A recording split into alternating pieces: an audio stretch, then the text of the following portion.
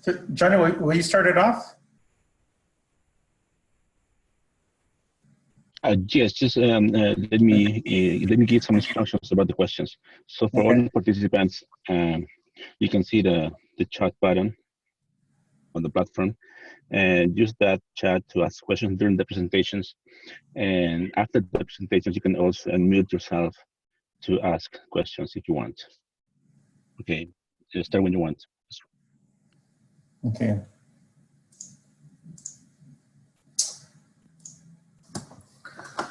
Okay, well, welcome everybody to this webinar hosted by the MECHS and designsafe. My name is Gilberto Mosqueda. I'm a professor at the University of California, San Diego. I'm also a member of the MECHS steering committee and part of the designsafe data requirements team member, and was involved quite a bit with the development of the topic for today. And we're going to talk about publishing with the hybrid simulation data model in designsafe. So I want to cover kind of the basics of the layout of the model, and then provide an example application for some of the tests that were conducted, some hybrid simulations that were conducted here at UC San Diego. I want to start with first acknowledging the host for this event. So this is a co-hosted event by MECHS, the Multi-Hazard Engineering Collaboratory for Hybrid Simulation. This is an NSF-funded research coordination network with PI Shirley Dyke at Purdue. And the website where you can find more information on MECHS is in designsafe. And designsafe is the cyber infrastructure component of the NHERI collaboration environment, and it basically hosts a lot of IT infrastructure, including cloud strategies and big data for natural hazard engineering research. And one of the key things that I want to focus on today for designsafe is the data repository. And so you could go to designsafe to get more information on that. And both of these organizations, I should note, are funded by the National Science Foundation. So I wanted to make a note of that and acknowledge them, NSF, for their contribution. In terms of the data model that I will be discussing today, it was a long time in the making, and involved several stakeholders from the hybrid simulation community. The model resides in designsafe, and the implementation and development was led by designsafe, in particular, the project PI, Ellen Rathje at Texas at Austin, and some of the lead curators, Maria Esteva and Craig Jansen, did a lot of the actual implementation of the model. The roots of this model really come from initial discussions between designsafe and Lehigh, Lehigh being one of the NHERI experimental facilities with an emphasis on hybrid simulation. So Thomas Marullo at Lehigh and Maria Esteva were some of the initially worked out the initial drafts of the model. So I want to acknowledge them for their efforts. And then through discussions with others, including Jim Rickles and Richard Sauce, which were also involved in a lot of the initial implementation, and through NHERI at UC San Diego, which is another NHERI site with capabilities for hybrid simulation. And I'll be presenting an example of one of those later today. And this included, and from here included myself and one of my grad students, Manuel Vega. And we also had a lot of input from the NHERI Sim Center, including the late Professor Steve Mahan and Andreas Schellenberg, who was formerly at the Sim Center. So the model kind of developed through some initial discussions with these folks, and to develop kind of the terminology and the layout, and with the intent of trying to develop a model that will fit kind of any framework for hybrid simulation. And I'll talk about kind of the kind of different layouts or concepts we were discussing back when we were trying to develop this model. So first, I wanted to point out on where to find and where to get more information on both MECHS and designsafe. So I pointed out the websites for both of these organizations a little bit earlier on. But if you go to the designsafe website, designsafe-ci.org, under the main menu, first of all, you would need to create an account if you haven't done so. I encourage you to do so. But first thing you need to do is once you get that account done, is kind of explore a little bit the Learning Center, learning community, and so forth to get more information. I'll be focusing today on the data depot and where the data repository, where data is curated and stored and published within the model. There's also other components to a lot of other tools and so forth on DesignSafe. And I also want to point out under the NHERI community tab is where you would find information on MECHS and other NHERI related events. I'm gonna change my pointer to maybe to laser points. You can see that a little bit better. So again, on the research workbench, you have data depot and MECHS information you can find under NHERI community. So within these, DesignSafe, you find quite a bit of information, tools and data products and so forth. Like I said, I'll focus on the data repository that includes different spaces for you to store and share data. You could, for example, create a space under My Data that'll be data for only to you to access. Most of the stuff that I've done has been under the My Projects tab, where you could essentially build a collaboration space. You could add other registered users of DesignSafe to your project, and you all would have equal access to the project. So it's kind of similar to a lot of these sharing sites like Box and so forth. We have a lot more space available here. And we also have the capability from this point on, taking the data and working with our collaborators to curate and publish the data and take it through the publication phase. There's also other tools for simulation, data analysis, et cetera. And so you could access the data that's within your workspace. Within your private space or your My Project space, you could access that data and run different computational software, including OpenSeas, MATLAB, and other tools that you could use online on the cloud. There's also other tools for reconnaissance portal and center research tools for advanced simulation tools. In terms of publishing data, I mean, I think there are many reasons why we should look at publishing data. I know it's kind of been a little bit of a culture change in terms of something we didn't do several years back. But it's very important that we begin to publish our data formally, and we document the data, make it accessible and usable to other users, and put this in a way where it becomes a reference, just like a journal publication. It's data is starting to be recognized more and more as scholarly work. We should all be looking at publishing our data, and especially if we have funding from NSF, it's something that's required as part of your project.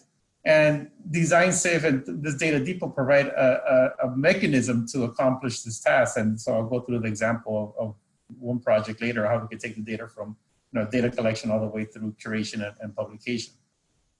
Once this is complete, you get a DOI, just like any other journal publication. And whether the data moves around in terms of where it is stored in the cloud, this DOI could follow that data and it should work for the life of the data. You could also start looking at citing your data or citing other people's data, and others will cite your data and build your citation index based on this published data.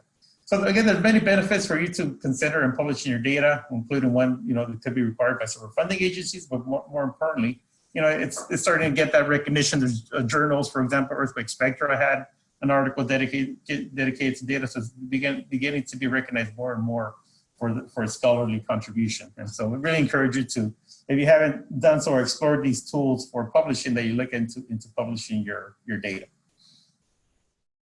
Okay, so now to the hybrid simulation. We have, I believe most of the users are going to be familiar with hybrid simulations. I don't want to spend too much time on the background, but at least wanted to define it as a system level simulation that will realistically incorporate experimentally valid behavior of elements members that are difficult to model in a simulation. And it's especially in cases where you're not able to perform a simulation of the complete system. So this is, we have an inventory of equipment for natural hazard engineering, when we think of earthquake engineering. We have very large shake tables, we have scaled shake tables and so forth, that we could test the whole system very realistically under simulated ground shaking. But there are limitations to what all these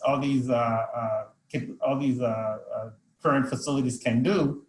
And so when we have a larger system and want to test something, for example, scaling could be important. Hybrid simulation provides a good opportunity to be able to examine the system level behavior of a system, of a structure under simulated earthquake loading, and capture that interaction between some components that are experimental, others that are numerical. In terms of the data that's generated from a hybrid simulation, you are going to have a simulation component, you are going to have an experimental component.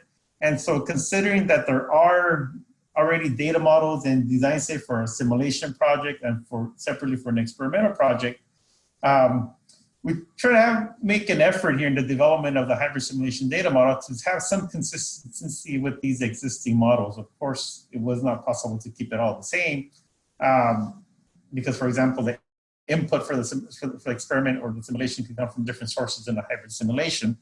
But we wanted to try to keep as much as possible the language and so forth that's used from for these current or previously developed models. And so that, in some sense, could have driven some of the language that we use for some of the terms. So there are, as mentioned, there are some advantages to hybrid testing. Hybrid testing could be carried out in many different configurations depending on what structure you want to use. One example here shown in from a NHERI report that was a collaborative effort, I think, involving experimental substructures at the University of Illinois and Lehigh, and carried out in the form of a distributed hybrid simulation. So you could do tests across the internet. You could do you could combine the potential of different laboratories across the world and carry out these very large system level tests in a way that's more cost effective. In this case, for example, you only test the columns and you'd have to test the entire deck span, which is rather heavy and could be very expensive to construct. So you don't need to experimentally design and construct the inertial loads because you can simulate those numerically in the computer. Hybrid simulation does have its issues though, and as you carry out hybrid tests, you have to be very careful of errors and so forth that could develop during the test. But I think there's been many demonstrations where if you're able to control these errors, you could get very reliable results from a hybrid simulation. So I wanted to discuss some of the, I guess, the main architecture we looked at for development of the data model in a hybrid simulation. And this first is this, what we'll call kind of a coordinator approach. And there's, this is kind of one layout of software that has been used and is used, for example, I think the Lehigh architecture runs a little bit this way. And in the earlier developments of hybrid simulation for NHERI and its predecessor NEES, for example, UI SimCore is kind of based on this approach, in which you have a global model, a global coordinator for your entire model. And so first of all, you have your entire hybrid model consisting of experimental numerical components. And then you have what we call here master simulation coordinator. And in this case, this takes the role mainly of a coordinator. It solves the integration algorithm for the complete system. Or it's essentially solves for the entire system response. And it communicates with various, or it could be multiple, it could be one, or it could be multiple experimental substructures and simulation substructures. So in the coordinator approach, this really does not include any information on the structural system itself. is just basically solves the equilibrium equation of motion for the entire system. And all the beams, columns, et cetera, for the model are included, whether either experiments or simulation substructures. So in this approach, you take your substructure. This is an approach, for example, these are with some tests that I was involved in with Professor Nakashima's group in Kyoto, was like Kyoto at the time. And this involved, for example, breaking a frame structure into different parts, into different substructures. Some were experimental, loaded by actuators, some were numerical. And all the structural components were considered in this form. And the coordinator essentially sent displacements out and brought back forces. And it was a coordinated responsibility to kind of make sure the whole system was in equilibrium and determine or calculate the displacements for the next step. Okay? So it's kind of one approach where you have a coordinator that solves the entire system and all the components are distributed. The other approach is kind of more of what has been developed as a master simulation, in which again you have your global model for the entire structure, and then this simulation component. This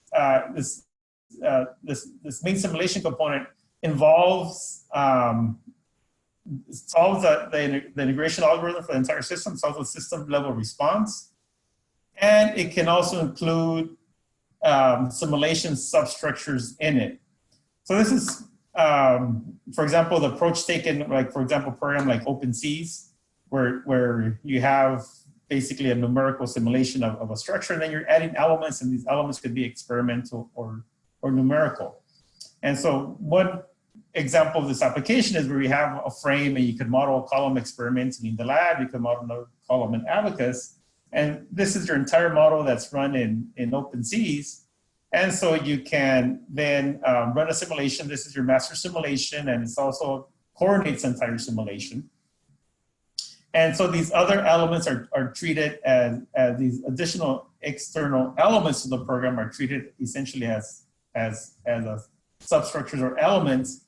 They're essentially elements of your larger finite element simulation. And again, they could be numerical or for example, like using Abacus, or they could be experimental where you're sending data to the lab. And so here at minimum, you need the master simulation coordinator, the model of their entire structure and how you're solving the response, integration algorithms and so forth. And then you need at least, for it to be an actual hybrid simulation, you need to have at least one experiment. And so it's not required to have, in this case, additional simulation substructures. That's a key difference between this one and the previous one, in that in the coordinator approach, you have experimental substructures, and you also have separately simulation substructures that are kind of separate files from the coordinator. Okay. So kind of the two layouts that were considered, and so these are the main categories that were derived, kind of thinking of these two configurations that were discussed, like as a potential layouts that could encompass many different types of hybrid simulations. And again, we thought, of course, you know, how if you look at the initial or the initial contributors to the data model, you know, we thought of the approach, for example, that NHERI uses. We thought of which is kind of more the coordinator approach, and then we thought of the approach that the Sim Center is using with OpenSeas, and then I'll have some examples later on of tests we've been doing here in San Diego using, for example, the OpenSeas layout. And so the models, the main categories of models that you have to describe when you're preparing your data model for a hybrid simulation are first of all, the global model describing your entire structure, loading protocol, and components of the hybrid simulation. So this is where you first identify your system level structure and how the substructuring is conducted, or how the substructures are broken down, how you're satisfying boundary conditions, and so forth. All this should be explained kind of at the global level. And this could consist just of say a PDF file report describing what your entire model looks like. and the loading that you will subject your structure to. It could be an earthquake, could be wind loading, could be other type of other hazard loading. But you first have to describe your entire model, and then we're going to start describing the different components of that model, including the master simulation coordinator. And I know that's sort of a long name, but it's kind of the one of the agreements we came to in terms of capturing the different roles that this main or leading component of the model could take, considering these two different configurations. So it could take the role kind of the master of the key simulation, or it could take the role as the coordinator. And in those cases here, you need to describe, in either case, you need to describe here the software files and the connectivity software of how it connects with substructures. And here you also need to include, for example, the solution or how your system level response is solved. So this should include your integration algorithms and software should be at this level. And the master simulation itself is going to generate data, especially data at the system level for the entire system, right? It's the lead component of the model that's going to have the entire system level response, including the contribution from the simulation and the experimental substructures. Right? So there will be data that's going to be associated with this coordinator output. Then there is the simulation substructures. So this is if you have, for example, it could be a submodule in MATLAB, OpenSeas, Abacus. If you have a simulation substructure that you're linking as a substructure in your simulation, you can define this as your simulation substructure, and that itself, this numerical modeling program itself is going to generate data on the behavior of the structure. And so this could have, for example, more complete data. If you're thinking of, you have a very large simulation substructure, all you really need to transfer back to the master simulation coordinator is the response at the boundaries. But the simulation substructure itself has to solve for the entire nodes within the substructure, and you could get more details on the actual response of this component, right? The master simulation would just see basically what's going on at the boundaries of the two components. And so again, the simulation substructure, depending on your layout, may or may not be required. The simulation substructure can be integrated with the master simulation coordinator. And what really makes this a hybrid simulation is the fact that you include experimental elements in it. And so you are, in all cases, you should have experimental substructures. And here you have to describe your setup. So this is very similar to if you were just doing say a quasi-static type test. You have to describe your setup, how it was constructed, design drawings, instrumentation list, instrumentation layout of the physical model, and how the data is being collected. And so here you are going to generate which is perhaps the most important data of the hybrid simulation, the experimental data, because this is kind of the unique data that you run from the lab and something that cannot be easily repeated. So this is perhaps one of the more important components, and it's going to influence the response of the master simulation coordinator. Just like in the case of the simulation substructure, this data could include, the experimental substructure will include all the detailed measurements, whereas the master simulation coordinator really just sees what's going on at the boundaries. You should also include additional analysis, Jupyter notebooks, or other ways of visualizing the data and reports to include information about the entire model. So this page is actually a screenshot of the design safe, first step of the design safe process, where you have to create of the curation process where you have to create your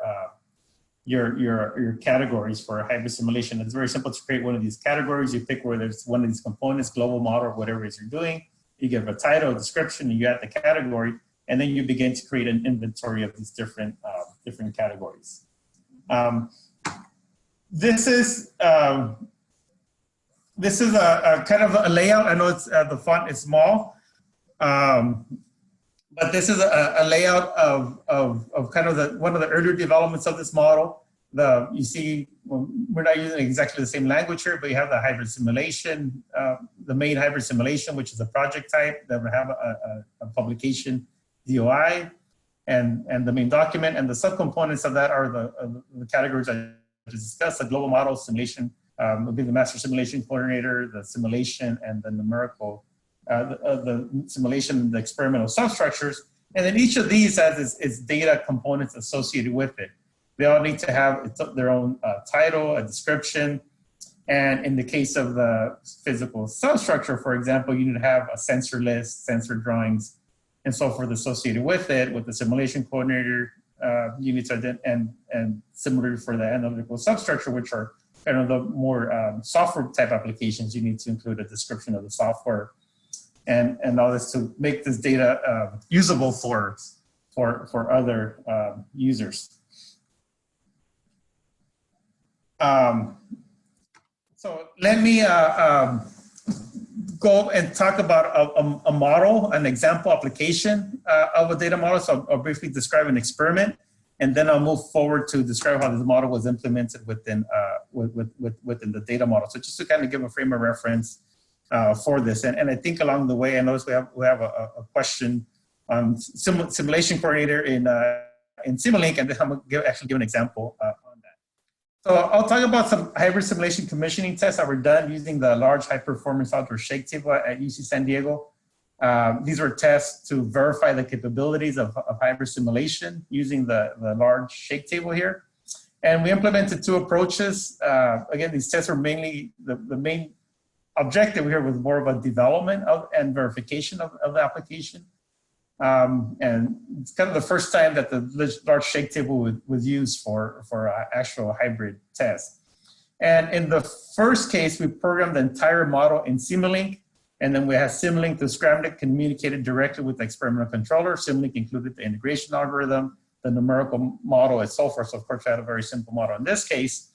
And then we looked at expanding the computational capabilities through the integration of OpenSeas with OpenFresco, with the software real-time computing environment to be able to include more complicated models. And as we'll show later, we're able to extend this to this case, I mean, not so complicated, but a 5-story building model using the modeling tools available in OpenSeas. The shake table was run in displacement control with running off the MTS control system. We used two different integration algorithms, and they're basically based on the software used. The generalized operator splitting method was used with OpenSeas, and the explicit KR alpha method developed at Lehigh was applied in the Simulink real-time environment. The application here, this is a real-time test. We have a test with experimental substructures. And so this is why in this case, using the Simulink real-time environment made sense for a simple model, but also wanted to verify for more complicated experimental substructures, how to in numerical models and more complicated numerical substructures, how to include more modeling tools, and we're able to verify that behavior. These being real-time tests and using a very large system and a loading system, in this case, the large shake table, we had a lot of delays and a lot of challenges. And so a crucial part of this and making these tests successful was actually the ATS compensator developed by Che et al. At Lehigh. And so I'll show some single degree of freedom and multi-degree of freedom models that were implemented for this test. So first, we have the Simulink real-time layout. So this is a very simple layout for a hybrid simulation. We had a Simulink model that basically included it all, including the input ground motion, the model, the integration algorithm, numerical model of the structure. And in this case, we had the Simulink model running on XPC target connected directly to the controller to the MTS controller for the shake table through Scramnet. Then the controller moved the specimen. We measured from load south, for example, the bearing, this is an isolated, this is a rigid block on isolated, on a seismic isolation system. So it's just basically a rigid mass, single degree of freedom system. And when we consider 1D, and it's isolated and we have load cells underneath to measure the actual shear in the system, which is going to be our feedback force. So we use as a data acquisition system also an MTS controller that's part of the scribed feedback loop, and then we're able to get feedback back to the model. So in this case, the main components are the Simulink real-time model. Again, that includes basically, it serves as a master simulation coordinator, and also includes within it the simulation substructure. And then we're communicating with one experimental substructure in this case. In the case of the OpenSeas layout, we had our model in OpenSeas, and here we had a one degree of freedom model with the tune mass damper on top, and this tune mass damper is basically our physical structure here. And again, this is the same model that was programmed in Simulink, but now we had, with having access to a generalized structural analysis software, we could easily, change our numerical model to, in this case, a 5 degree of freedom shear building model. We still use a rather simple model, but we could do a lot more once we have access to all the library of elements in OpenSeas, for example. And also we have this 5-story building model with the tune mass damper on top, and again, the same experimental substructure represents that tune mass damper. And here we connect to our system through, so we have OpenSeas as the master simulation coordinator. It also serves as our only simulation substructure in this case. And it connects to OpenFresco, through OpenFresco, connects to the XPC real-time environment simulation.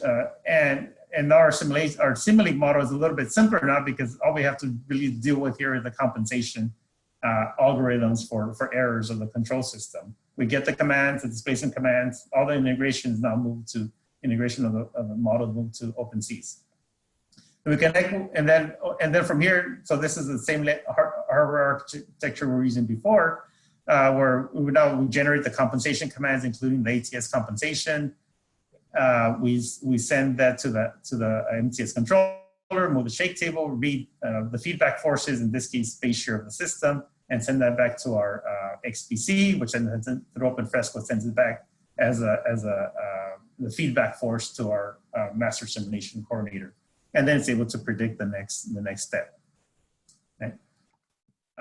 So just some results of the test, comparing all the different systems, and just to demonstrate, I think the initial delay of the system was about 34 milliseconds, and we're able to take care of that delay through a combination of tuning the control system with a little bit of feed forward, and the ATS compensator implemented in the Simulink model to limit the delay in the system.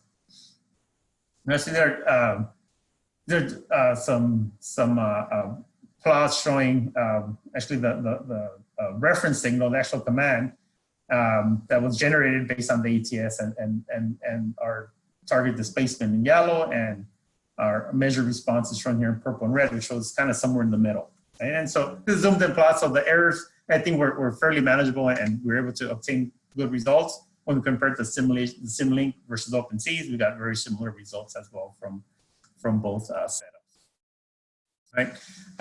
And as I'm going through this, I realized I probably should have done this first, but now in terms of describing, preparing our data for publication, we have the global model we have the global models, which we have to describe. In this case, what is our numerical component, what is our experimental component, and show how we divide it up. So the global model is basically a description of the setup. It should also have a description of the test log describing different configurations and test runs. For example, how many runs, how many tests did we do? And there should be a different global model. In this case, we have two global models. We have the one-story numerical substructure, and then we have the 5-story numerical substructure. So in this case, we have two different models to describe. Our experimental substructure is the same in both cases. Yeah. And then we have to identify the different components. The master simulation coordinator includes identifying the software used and the input files. And by input files here, these will include the input, the simulation input, which could be the earthquake record, wind record, whatever hazard we're subjecting our structure to. And it could also, should also include the software user. For example, if we're using OpenSeas, the TICL files that serve as input to create the model, specify the software, the integrators we're using, and all the parameters that we're defining for to analyze our model. So all this data should be stored within within the data model. Any specialized hardware we're using, like for example, OpenSeas and Scramble, should also be this, and how we're developing the connectivity between the components should also be described. You know, how are we talking to the experimental substructure, right? So it's important that we include for other users to kind of learn from this and be able to utilize our past tests. We have to include the code for modeling. The experimental substructure should include specimen drawings, instrumentation, equipment description, the description of the data acquisition system, and any software. In this case, for a key thing here would be, for example, the software for delay compensation that's included within the simulate models, right? All this should be described and included within the data model. And so, if we look at one simple example here, we look at, let's say, the OpenSeas layout. Basically, we have a master simulation coordinator, which is OpenSeas, and OpenFresco middleware that help carry out the coordination and communication between different components. And we have one experimental substructure. And within that experimental substructure, we have, you know, how we're controlling the actuators and so forth. So that includes the XPC real-time predictor corrector to generate continuous real-time commands to the system. It includes the delay compensation and so forth for the model. And we have the MTS controller, which also generates data. We're collecting some feedback data here, but all that data is also collected over here as well, right? And we need to have a physical, the physical specimen. We just need to have a description, construction drawings, and so forth for that setup. And once you define your different categories, so in this case, you know, my main category, my master simulation coordinator, and my experimental substructure, then we could upload our data. I'm not going to talk about uploading data. I think there's different webinars on that topic, and there's many options. The simplest might be to just put your data in if you have it like in Box or Google Drive or one of those shared drives, you could easily upload it to DesignSafe under My Projects, and then you can start the curation process.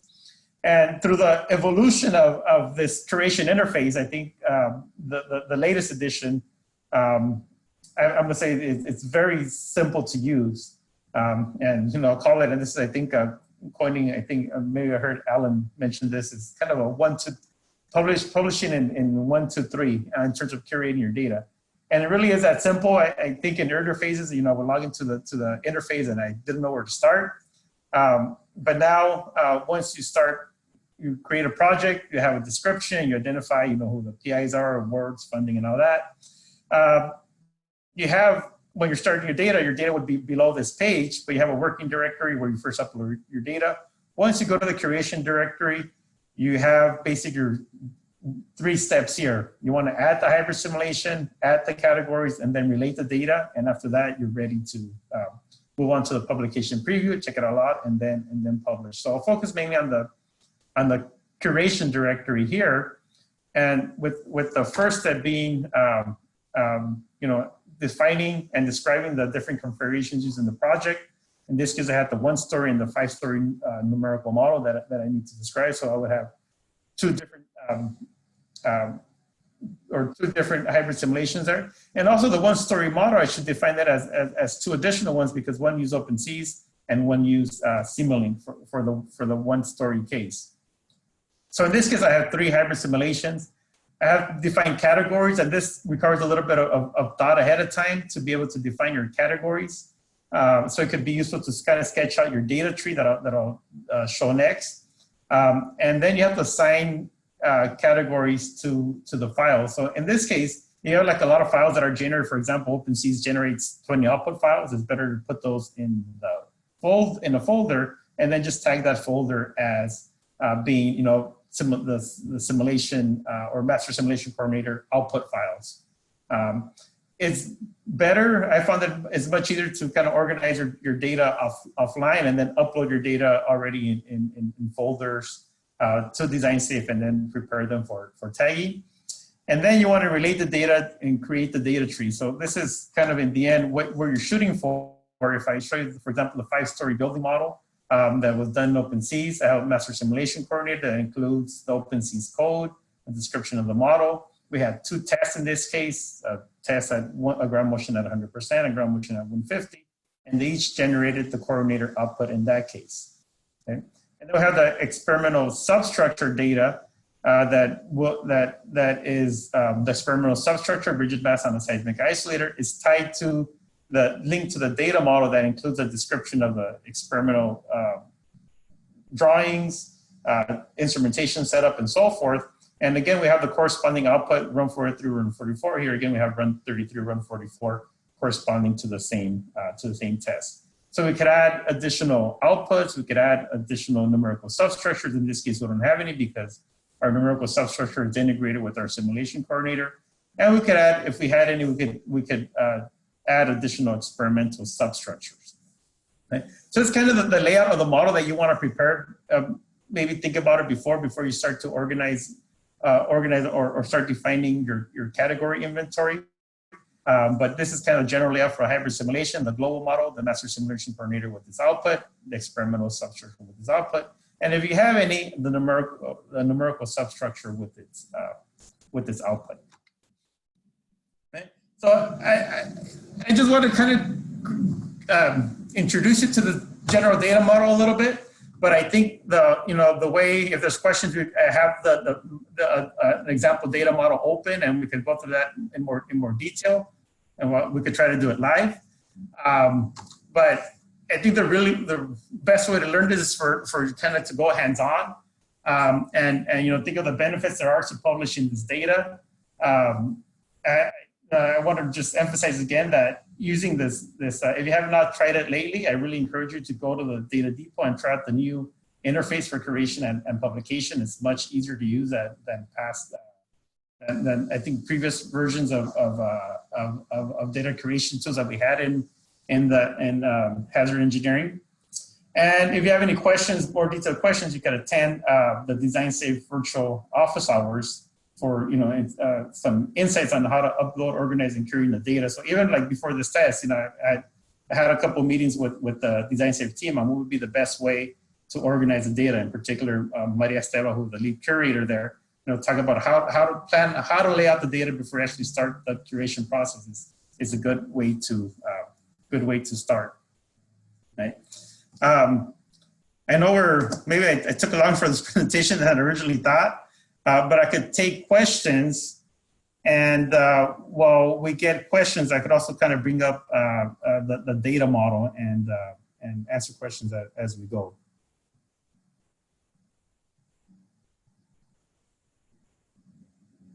So, Johnny, should I just read the questions here, or are there particular questions I should look at? Professor Mosquera, there are some questions in the chat that you can see. Okay.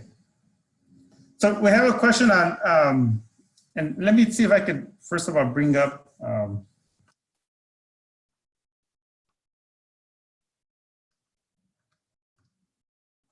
let me just escape this. And bring up, what I want to do is bring up this here, like an actual, for example, the actual data model that goes to the repository. And so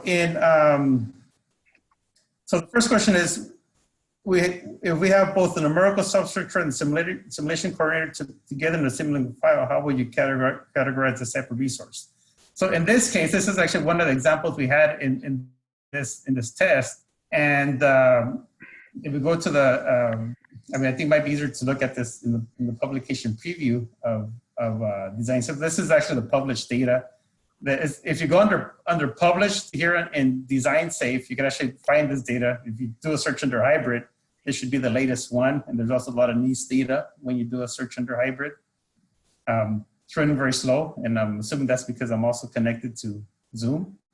But you know, in terms of the question of if we have just using Simulink like we did in this case, right? We have a single-story building model is the description of the model, and then our coordinator is actually going to be all the Simulink. I don't know if I expand this.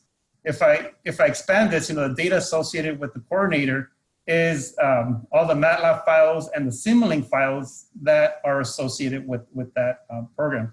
So here we include, for example, the KR alpha method, the compensation, and all that is included here.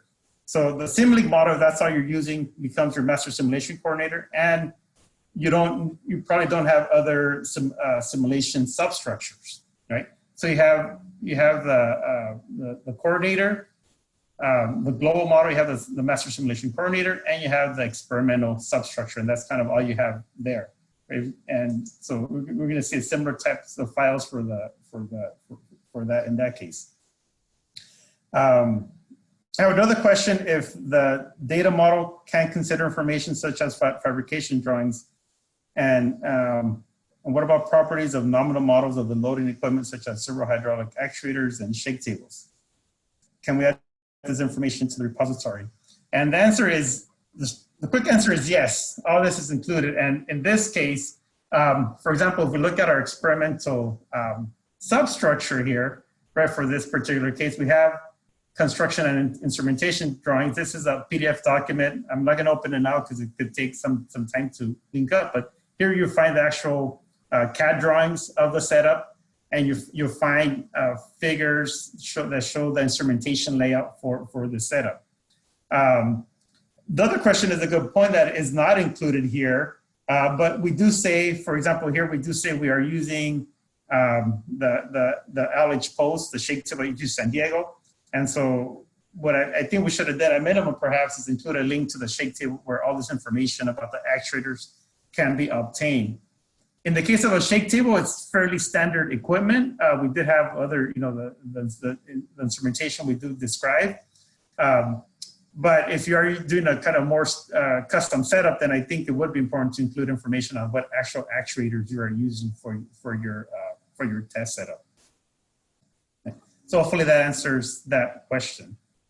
Then another question is in our THS, how do you make sure that the finite element model in open Cs is solved within each time step? Does this factor impact the tracking accuracy and stability of the real-time hybrid simulation experiment? So going back to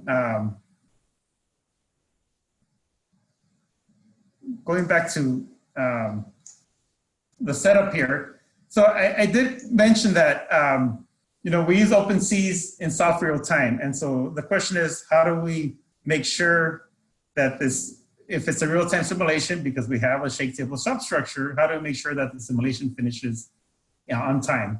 And the answer is, it cannot be guaranteed. But what we do is we do take some precautions to make sure that it happens. For example, we do a lot of pre-test simulations.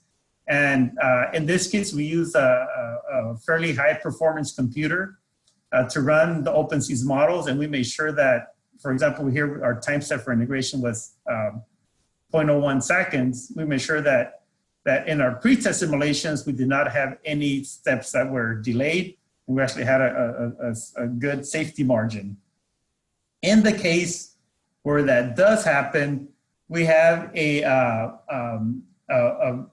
real-time predictor corrector here. Basically a polynomial fitting. We run the integration test at 0.01 second. This runs at 48 hertz, which is the speed of the controller.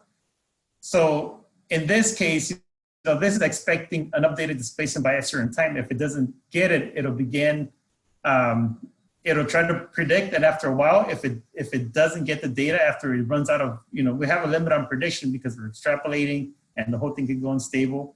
So if after a while it is predicting up to a certain state and it doesn't get updated data, it'll begin to slow down the system to bring it to a simple stop.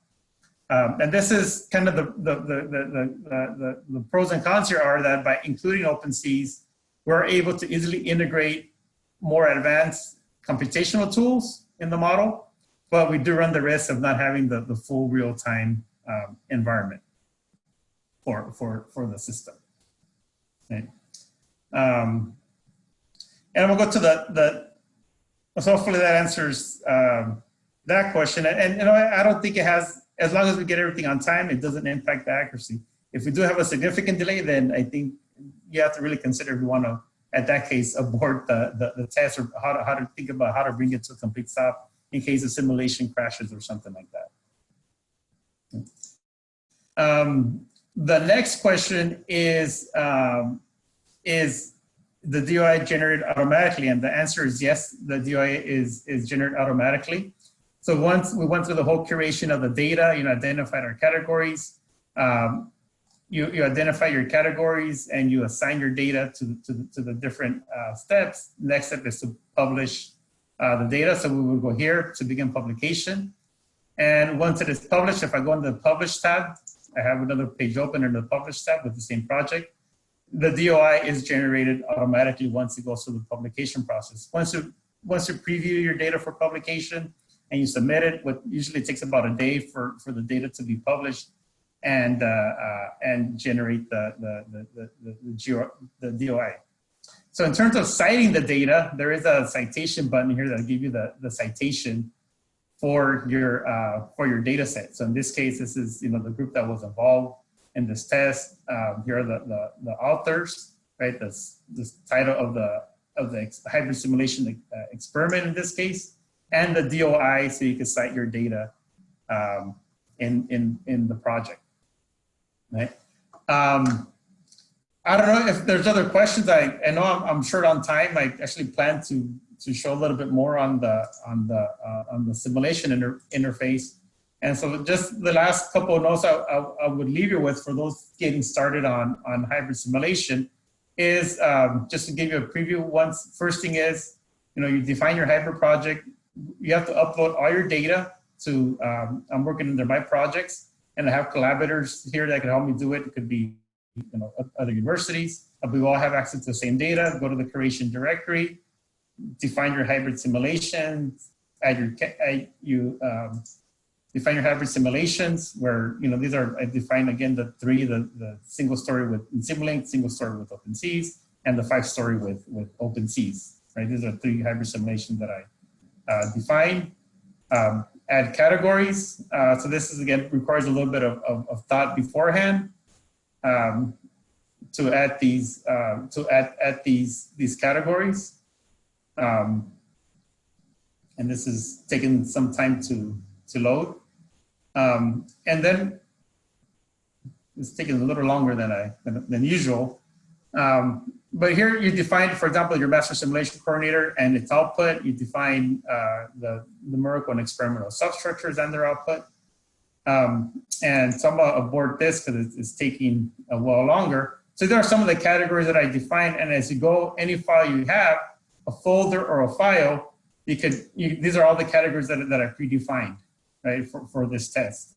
Whether it's part of the global model, or it's part of the simulation coordinator, part of the experiment, or is it an output to one of these components, right? You assign your data, and then you can assign tags to that component that'll make it easier to search later on. Right? So that's add categories, relate the data, and then once we're done with that, we go to the publication preview. Again, I encourage you to go, you know, you have a data set, go in and try it out. It's very simple to use. And again, there's especially, I think the design safe office hours would be very useful to use this data. And I'm over time, so I don't know if there's other questions or that's all I have.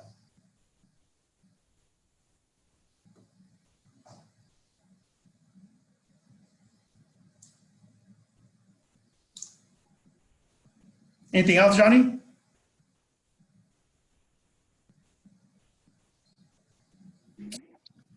I think we are done. Yeah, okay. Well, thank you everyone who participated online, and thank you for the questions. And anything else, you could feel free to email me or reach me for any additional questions. Thank you, everybody.